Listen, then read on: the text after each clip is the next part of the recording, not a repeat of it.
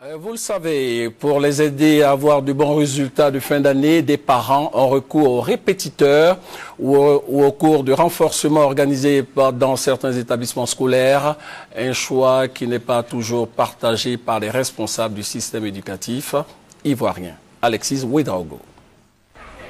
Il est 8h10 ce jeudi.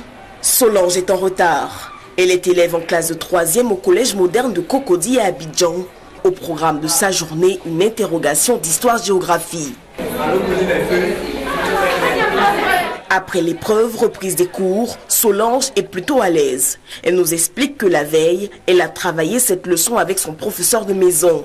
Il la suit depuis sa classe de 6e. J'avais des difficultés en certaines matières. Ça m'a beaucoup aidé, ça fait que j'ai eu à comprendre mes cours, ça va mieux quoi. Idem pour son ami Ismaël, assis un peu plus loin. Ça fait maintenant 3 ans que je mets de maison. J'avais un problème en maths et anglais. Je suis passé en classe supérieure avec 14,72 de moyenne. Si tous deux se réjouissent de ce suivi dans leur classe, certains élèves, eux, n'en voient pas l'intérêt. Depuis que j'étais au CP, j'ai étudié avec mon papa et puis il m'a appris à étudier seul. Comme je mémorise facilement les leçons, je comprends rapidement.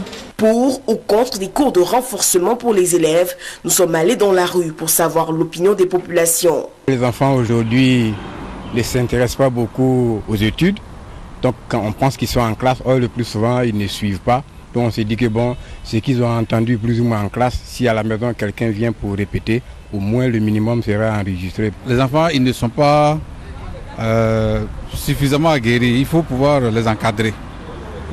Donc ça fait que on a toujours recours à des gens pour s'occuper de leur éducation. Madame Soumaoro Vita Adjamé, elle est mère de 7 enfants dont l'aîné est en licence de droit. Pour l'encadrement de ses enfants, elle a toujours eu recours à des professeurs de maison. Jusqu'à l'année dernière, j'ai toujours pris des répétiteurs pour les suivre. Bon, cette année, j'ai décidé de les suivre moi-même. Tout le monde sait lire le français, tout le monde sait écrire. Mais comment donner à l'enfant pour qu'il arrive à assimiler facilement? Tous les enfants n'assimilent pas de la même manière. Bon, est-ce que lui, là, il connaît la méthodologie qu'il faut adopter pour tel enfant ou tel enfant? Méthodologie, le mot est lâché. Quelle approche pédagogique et quel enseignant pour encadrer les élèves à domicile? Un gars qui a fait la terminale il y a 2 ans, il y a 3 ans, et puis il devient répétiteur. Mais le programme que lui a retenu de sa terminale peut être tout à fait différent. Résultat, très souvent, il mélange plutôt l'enfant. Il lui apprend certaines techniques qu'on n'utilise peut-être pas encore en 6e ou en 3e. Ça, c'est dangereux.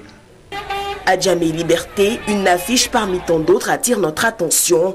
Un jeune étudiant dispenserait des cours à domicile. Nous l'appelons pour un entretien. Informé du sujet de notre enquête, il ne viendra jamais à ce rendez-vous. La plupart des auteurs de ces affiches sont des anciens bacheliers ou étudiants. Ils n'ont en général aucune aptitude à encadrer les enfants.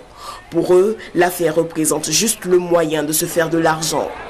Face à cette situation, le gouvernement essaie de recadrer les choses, à commencer par les cours de renforcement au sein des établissements scolaires. Ce qui est recommandé, c'est des cours de renforcement qui sont organisés sous la coupole même de l'administration, qui a un regard et qui essaie de faire de telle sorte qu'il n'y ait pas de dérapage. Meya Kwame est directeur des écoles, lycées et collèges de Côte d'Ivoire. Il dénonce la conduite de certains enseignants qui obligent les enfants à des cours de renforcement. Certains enseignants veulent absolument justifier l'existence et la nécessité de cours de renforcement.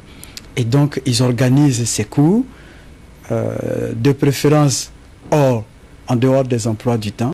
Et puis, le jour de l'évaluation, c'est ce qui a été vu en exercice pendant le renforcement, c'est ça qui sert comme sujet d'évaluation. C'est de la tricherie. Pour Meya Kwame, il faut une réelle collaboration entre parents d'élèves et acteurs du secteur pour ne pas aller à des échecs scolaires. Vous prenez une classe de CP1, une classe de CP2, hop, renforcement. Mais renforcement de quoi? Dans une classe de CP1 ou de CP2? Peut-être que ce n'est pas nécessaire. Il y a également les parents qui qui font la présomption que leur enfant ne travaille pas assez, il a besoin de cours de renforcement. Mais on le fait faire par qui? Et sur quelle base le papa ou la maman décrète que l'enfant a besoin de cours de renforcement? Tout cela demande à être encadré, parce que n'importe qui ne peut pas présumer que n'importe quel enfant a besoin de cours de renforcement. Est-ce que pédagogiquement c'est bon pour l'enfant? Il faut veiller à ne pas surcharger outre mesure l'enfant. Selon son âge, selon son emploi du temps, il a besoin de repos. Mais si on considère qu'il faut le faire travailler, à un moment donné, il finira par craquer. Et on aura le résultat contraire. L'enfant a besoin de travailler, il a besoin de prendre les bonnes habitudes de travail, mais il a également besoin de repos et de jeu. Le message est donc clair, la clé du succès scolaire se trouve dans le suivi conjoint parents d'élèves, acteurs du secteur éducatif et non dans des cumuls de renforcement de cours, au final juste pour la forme.